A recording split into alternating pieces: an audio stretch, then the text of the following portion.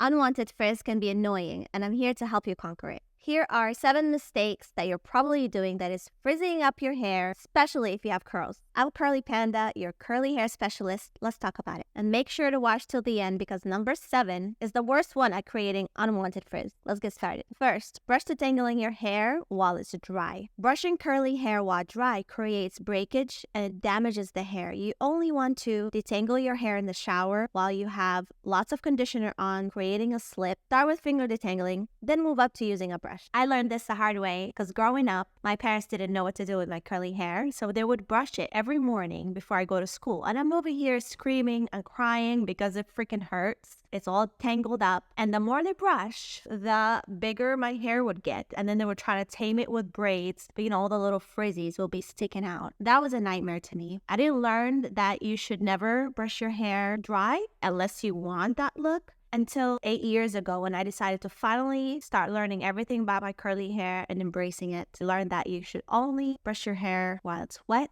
full of conditioner. Next, sleeping with wet hair. Yeah, I'm looking at you. Wet hair is very fragile, so when you toss and turn, it will create breakage. Breakage equals frizz. Not to mention, you're allowing bacteria and fungus to grow on your scalp. I had a friend, she was losing her hair. She would call me, Panda, listen, I'm losing chunks of my hair. I wake up every morning, my scalp is irritated. I don't know what I'm doing wrong. I'm using all the right products. And we try to figure out what the heck is she doing that's causing her scalp to lose the hair. Tried apple cider vinegar, we tried it all. Turned out that she takes a shower at night and then she goes to sleep with her hair wet. That is the worst thing you can do. You can create a lot of issues with your scalp, not to mention all the breakage that you can get. The next way you're creating frizz is you're not cleansing your hair enough.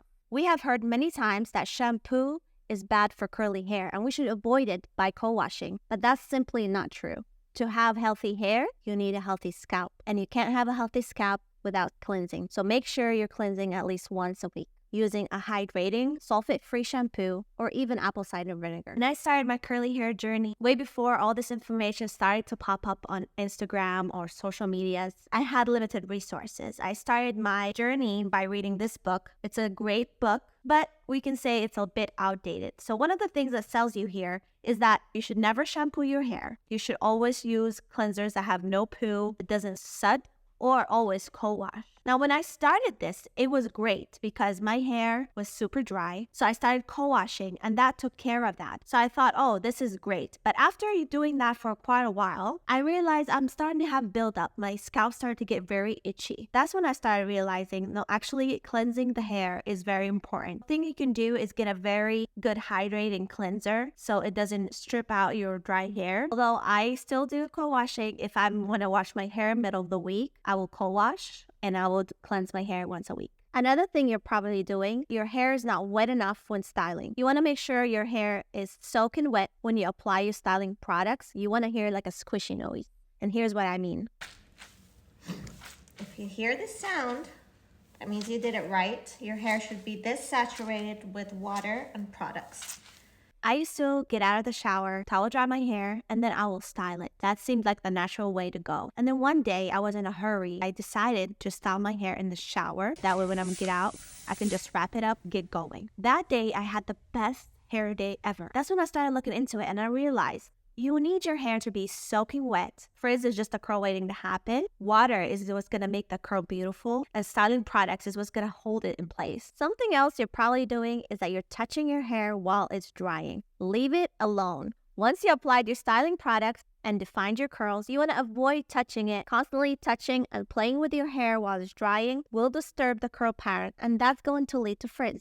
Are you using a regular towel to dry your hair? The friction of the towel creates frizz. So instead, use an old cotton t-shirt or a microfiber towel and do not rub your hair while drying. The next mistake, and it's probably the biggest one, is that you don't protect your hair at night. Like most people, you probably have a cotton pillowcase, and that's terrible for hair. It creates a lot of frizz because it's not smooth enough. A good satin or silk pillowcase is what you need to avoid frizz, and a double-lined satin bonnet to ensure that your hair is not rubbing on anything else. So I finally figured out how to take care of my hair, right? But I could never figure out how to make it last. I do my hair, I do all the steps, and then I go to sleep, wake up, big frizzy hair, messed up. So I feel like I need to go wash it again and do all the steps again. At one point, pretty much if I wanted my hair to look good every day, I would have to wash it every single day. And that is very annoying. Not to mention that is very bad for your hair. It's going to dry it out and it's going to create more breakage and more frizz. Then I heard about the satin bonnets, how good they are for your hair. I decided to invest in one and I realized that changed everything because it's so slippery in there. It doesn't create friction. My curls the next day look exactly the same, sometimes even better. But there was one problem. Bonnets always fall out, especially if you're a sleeper like me who tosses and turns like crazy all night.